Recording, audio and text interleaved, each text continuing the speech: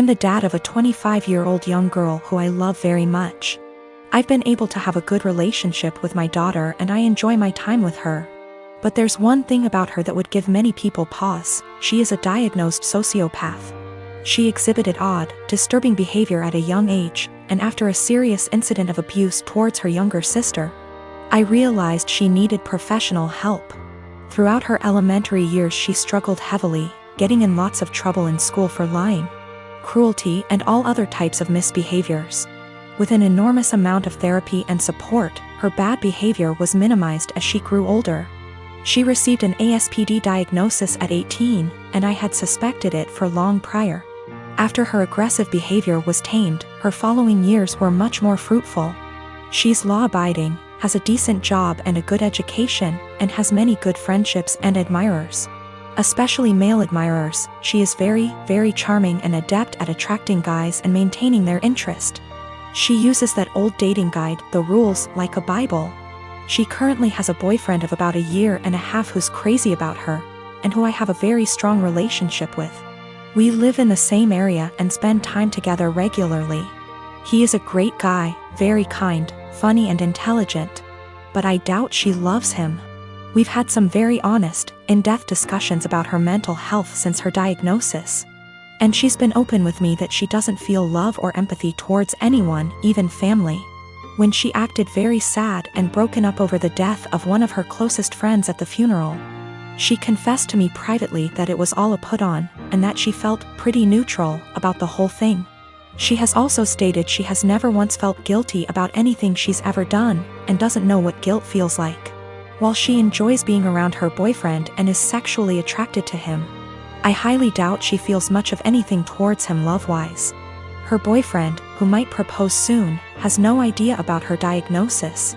And she's been very upfront with me that she has no plans to ever tell him, thinking it'll scare him away. I've made it clear to her that she needs to tell him the truth before they marry. That he has the right to know and consider it, or I will, to which she always responds, "I know you wouldn't dare." I really like and respect this young man, and would feel awful keeping this secret from him, and letting him walk into a marriage without this piece of knowledge. I'm not trying to sabotage my daughter's future. Maybe her boyfriend's love of her personality and other aspects is enough that it won't end the relationship. It's his decision to make, but he deserves all the facts. Someday he's bound to find out she's a bit off. It can't be kept a secret forever. I live in a not-so-well-off area. I am not well off by any means, but I have a Wi-Fi connection. My Wi-Fi has a 4-device limit. It's the cheapest plan they have. My neighbors have a 12-year-old daughter who has to attend online classes. I know her well because she comes over fairly often to hang out with my daughter as they are friends. Her name is Shania. We live in India. Shania is an Indian name. I am also Indian. Shania's parents told her they cannot afford Wi-Fi, so she asked me if she can use mine. I agreed, and said the only condition was that she has to study hella hard and do her best. She agreed and has been using it for a while. Over the past 2 months, I have been finding it hard to use my Wi-Fi. The web portal for the Wi-Fi says 4 devices are constantly connected to it when all I am using is my phone, and my daughter is using her laptop. Sometimes, my daughter can't connect to her own classes and uses data. I asked Shania about it last week, and she said her parents forced her to tell them the password and that they have been using it. I went and spoke to her parents about it, and said that it is only for her to be able to attend classes. They said they will stop using it. But over the week, 4 times my daughter's classes got interrupted because there were multiple devices trying to use it. Yesterday, Shania told me that our other neighbors also have the password and are also using it, that her parents gave it to them. I went and warned her parents again, said I will change the password, but they made false promises again and shut their door. I changed the password and gave Shania the new one, but her parents forced it out of her again. My daughter's education needs to take priority. Her classes are important. I can't let her education take a back seat, but if I change it again and not give Shania the password, her education will get affected. Background: my grandparents have always been a big part of my life, as have the rest of my family. They had 5 children, including my father, and 13 grandchildren, 6 great-grandchildren. My grandparents are quite rich. They had 3 businesses until last year when my grandfather died. I am the child of my grandchildren and have always been very close to them. My grandma used to babysit me until I could go to kindergarten. I wrap Christmas presents for her every year. I decorate their house, and I worked at their bar on Fridays in college, no pay, as they are too old to do these things themselves. All this was offered to my cousins, but they never helped.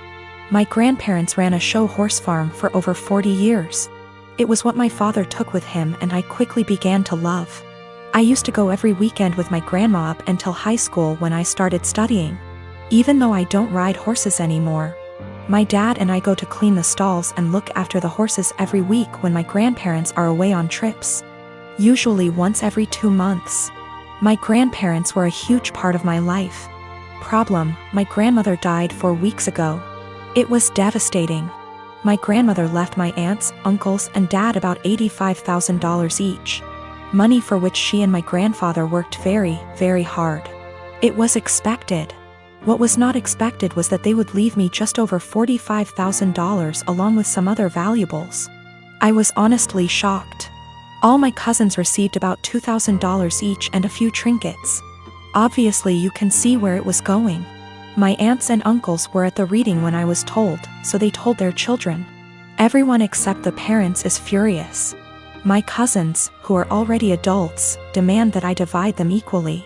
I don't feel like I should. I was very close to my grandparents and did a lot for them, but it's hard. My family is very tight-knit and we have holidays / monthly parties / dinners / etc. together, every year. I never expected money to tear us apart. This money can change a lot for me. I could pay off my $10,000 student loan and put the rest into my upcoming wedding / future kids / savings account. A small part of me wants to share it equally, just to have everyone together. But there was a reason they left this to me. They didn't do it to hurt anyone. I was the only one who visited them and helped them. None of them took the time to see them, except for family gatherings. But no one understands this except my parents. It seems to me that I alone destroy the family. My aunts and uncles won't talk to my father until I split the money, and my cousins won't talk to me. I only have a student loan and a car payment, so I don't have much debt, but it could give me a comfortable future. They all keep throwing in my face that they have families, house payments, college to pay for, etc. They keep saying I've been planning this for a long time, but I really didn't. I loved my grandparents. My fiancé tells me to forget about them and do what's best for me, but I'm a big family man. I don't want to split the money, that could really help me, but I feel like they can play with me, forcing me to choose between them and this. My parents also want me to keep the money for myself, as they think my family members are being ridiculous and demanding it. Is it right for me to keep that much? I feel like I deserve it. Is it right for me to put this money on my family? Or are the people I've been so close to all my life taking advantage of me? $45,000 versus $2,000 is a huge difference. PS, there is more in the will than I explained. Houses, classic cars, horses, farm, land, CDs, etc. The cash / checking accounts I was given is the only thing that seems to be a problem for everyone. I have inherited more money than my cousins. They demand that I divide it equally between them or never speak to them again. I am a 32 years old female and getting married to my fiancé, a 41 male, next year. After we got engaged, I suggested it might be nice if I asked my fiancé's niece, who's 15, if she wanted to be a bridesmaid too.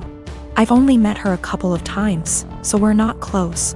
But she seemed like a cool kid, and I thought it might be a nice way for us to bond / get to know each other / involve her in the wedding. She's the only niece / nephew on either side of the family. Anyway, cut to a few weeks ago and we're in my fiancé's hometown to visit his family and discuss wedding-related stuff. His brother, sister-in-law and their daughter came over, and I noticed this time that she was dressed a lot more androgynous than I remembered. The topic moved to wedding dresses and bridesmaids' dresses, and I could see she was immediately uncomfortable. Her parents, her mom really, and grandma were making comments about how she'd need to be more feminine / brush her hair etc. And how nice it would be to see her like that. I'll be honest and say this hit a nerve with me, as I was very much a tomboy as a teenager, even though I'm not anymore. And it absolutely broke me whenever my relatives would say things like that. Eventually, her mother made a comment along the lines of, "It'll be nice to see you dressed like a girl for once." And she looked really sad / embarrassed / upset. In response, because that really hit a nerve, I immediately told her that my maid of honor would be wearing a trouser suit for the wedding and not a dress, and that I'd given all the bridesmaids the option of wearing anything they want as long as it's in the wedding color. To make things easier, I pulled out my phone and started showing her photos of the ideas my friend had sent me: the jumpsuit, culottes, a trouser suit, a tailored tux, etc., and let her know that she could pick anything at all she wanted. She could even wear jeans and trainers if that made her comfortable, and that it's a wedding, not a fashion show. My niece perked up a bit when I said that, but her mum looked really pissed off. She's since asked my fiancé to pressure me into getting all the bridesmaids' dresses so their daughter will have to wear one, which... No. My husband doesn't give a shit what she wears, but obviously also doesn't want his family and me to be arguing on the wedding day. I don't want to back down because I know what it feels like to be pressured into wearing something that makes you uncomfortable. But on the other hand, I know it's only for a day and it'd make the family happy.